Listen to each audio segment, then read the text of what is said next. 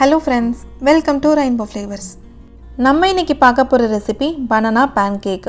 இத வந்து பிரேக்ஃபாஸ்டா இல்லனா ஈவினிங் ஸ்நாக்கா கூட சாப்பிடலாம். இத சாப்பிடும்போது ரொம்ப சாஃப்ட்டா இருக்கும். நம்ம இது கூட பனானாலாம் சேர்த்து பண்றதுனால உடம்புக்கு ஹெல்தியும் கூட. இப்போ வாங்க நம்ம அதை எப்படி பண்றதுன்னு பாத்துறலாம். இது பண்றதுக்கு ஒரு பெரிய சைஸ் பனானா எடுத்து வச்சிருக்கேன். சின்னதா இருந்துச்சு அப்படினா ஒரு 2 பழம் எடுத்துக்கோங்க. இதோட தோலை எடுத்துட்டு இந்த மாதிரி சின்ன பீஸா கட் பண்ணி வச்சுக்கலாம். கட் பண்ணி வச்ச பனானா பீஸ் எல்லாத்தையும் நம்ம ஒரு மிக்ஸி ஜார்க்குள்ள சேர்த்துடலாம். சேர்த்துட்டு கூடவே 1/4 கப் அளவுக்கு சர்க்கரையும் சேர்த்துக்கலாம். இது வந்து ஒரு 4 டேபிள் ஸ்பூன் கிட்ட வரும். இப்போ இதில் எந்தவித கட்டியுமே இல்லாமல் நல்லா பேஸ்ட்டாக அரைச்சி எடுத்து வச்சுக்கலாம். அரைச்சாச்சு. இந்த மாதிரி தண்ணி எதுவுமே சேர்க்காம அரைச்சி எடுத்து வச்சுக்கோங்க. அடுத்து ஒரு முட்டை எடுத்து வச்சுருக்கேன். இதை வந்து ஒரு மிக்சிங் பவுலில் உடச்சி எடுத்து வச்சுக்கோங்க. முட்டையை சேர்த்துட்டு நல்லா பீட் பண்ணணும். நல்லா நொரப்பொங்க பீட் பண்ணாதான் பேன்கேக் வந்து நல்லா ஃப்ளஃபியாக வரும். அதனால நல்லா பீட் பண்ணிக்கோங்க.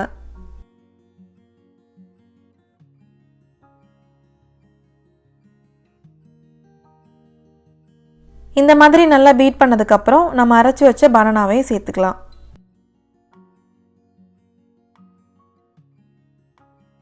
இதையும் விஸ்க் வச்சு நல்லா மிக்ஸ் பண்ணி விட்டுருங்க.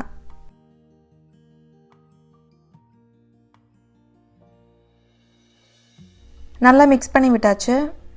அடுத்து இது கூட 2 டேபிள் ஸ்பூன் பட்டரை இந்த மாதிரி உருக்கி சேர்த்துக்கோங்க. சப்போஸ் உங்ககிட்ட பட்டர் இல்லை அப்படின்னா ஆயில் கூட சேர்த்துக்கலாம். இதையும் ஒரு டைம் நல்லா மிக்ஸ் பண்ணி விட்டுருங்க. அடுத்து இது கூட காய்ச்சி ஆற வச்ச பால் வந்து 1/2 கப் சேர்த்துக்கிறேன். கூடவே 1 டீஸ்பூன் வெனிலா எசன்ஸ். இது சேர்க்காட்டியும் பரவாயில்ல, வாசனைக்காக தான் இதை சேர்க்குறோம்.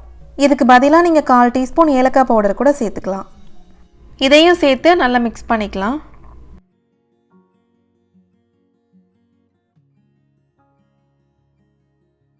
இப்போ இது கூட மைதா மாவு 1 கப் சேர்த்துக்கலாம். இதை வந்து சலிச்சிட்டு சேர்த்துக்கோங்க. அப்போ தான் எந்தவித கட்டியும் இல்லாமல் வரும். கூடவே பேக்கிங் பவுடர் 1 டீஸ்பூன், உப்பு 1 பிஞ்ச் சேர்த்துட்டு கட்டி இல்லாமல் சலிச்சு எடுத்துக்கோங்க. இதை உங்களுக்கு மைதா மாவில் பண்ண பிடிக்கல அப்படின்னா கோதுமை மாவில் கூட பண்ணலாம். ஆனால் உங்களுக்கு பேன்கேக்கோட ரியல் டேஸ்ட் வராது. இது எல்லாத்தையும் சேர்த்து நல்லா மிக்ஸ் பண்ணி விட்டுடலாம். நல்லா கட்டி இல்லாமல் மிக்ஸ் பண்ணி விட்டுக்கோங்க. நான் சொன்ன மெஷர்மெண்ட்டில் நீங்கள் பண்ணாவே பேன்கேக் நல்லா சாஃப்டாக வந்துடும். பாருங்கள், நல்லா மிக்ஸ் பண்ணி விட்டாச்சு. தண்ணிலாம் எதுவும் சேர்க்க வேண்டாம். நம்ம பால் சேர்க்குறதே இதுக்கு போதும். 1 கப் மைதாவுக்கு 1/2 கப் பால் கரெக்டாக இருக்கும். ரொம்ப கெட்டியாகவும் இருக்காமல் ரொம்ப தண்ணியாகவும் இல்லாமல் பார்த்துக்கோங்க. இந்த மாதிரி எடுத்து ஊற்றும் போது இப்படி விழணும். இது ஒரு 10 நிமிஷத்துக்கு நல்லா ஊறட்டும். 10 நிமிஷம் ஆயிடுச்சு. இப்போ நம்ம பேனை ஹீட் பண்ணிடலாம். இந்த பேனுக்கு பதிலாக நான்ஸ்டிக் தோசை பேன் இருந்தால் கூட பரவாயில்ல. ஆனால் இரும்புக்கல் யூஸ் பண்ணிங்கன்னா பேன்கேக்கோட கலர் கொஞ்சம் சேஞ்ச் ஆகும். அதனால் நான்ஸ்டிக் பேன் யூஸ் பண்ணிக்கோங்க. இதை மீடியம் ஹீட்டில் வச்சுக்கோங்க.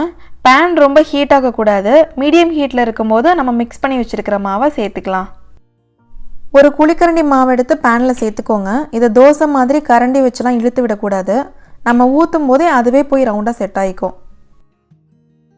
நான் வந்து இது மேலே ஆயிலெலாம் எதுவும் சேர்க்கல. நம்ம வந்து மிக்ஸ் பண்ணி விடும் போதே பட்டர் சேர்த்துருக்கதே இதுக்கு போதும்.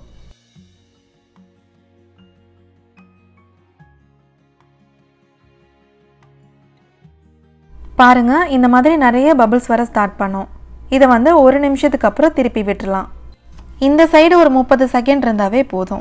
ஃபஸ்ட்டு சைடு வந்து ஒரு 1 நிமிஷமும், ரெண்டாவது சைடு வந்து ஒரு 30 செகண்ட் இருந்தாவே போதும். 2 சைடுமே நல்லா வெந்துடும். பாருங்க, நல்லா உப்பி வருது. அவ்வளோதான், 30 செகண்ட் ஆயிடுச்சு. இப்போ நம்ம எடுத்துடலாம். பாருங்க, 2 சைடும் நல்லா வெந்திருக்கு. நல்லா சாஃப்டாகவும் வந்திருக்கு.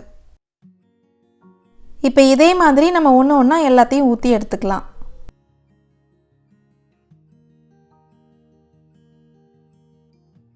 இப்போ 1 நிமிஷத்துக்கு அப்புறம் திருப்பி விட்டுக்கலாம். இதை வந்து தோசை மாதிரி அழுத்தி விட்டு அப்புறம் திருப்பி போட்டு வேக வைக்கணும்னு இல்லை. சீக்கிரமே இது வெந்துடும். கரண்டி வச்சு திருப்பி விட்டுக்கிட்டே இருந்தால் உங்களுக்கு அந்த ஃப்ளஃபியாக வராது. 30 செகண்ட் ஆயிடுச்சு. பேன்கேக்கும் நல்லா வெந்துருச்சு. இப்போ நம்ம இதை எடுத்துடலாம்.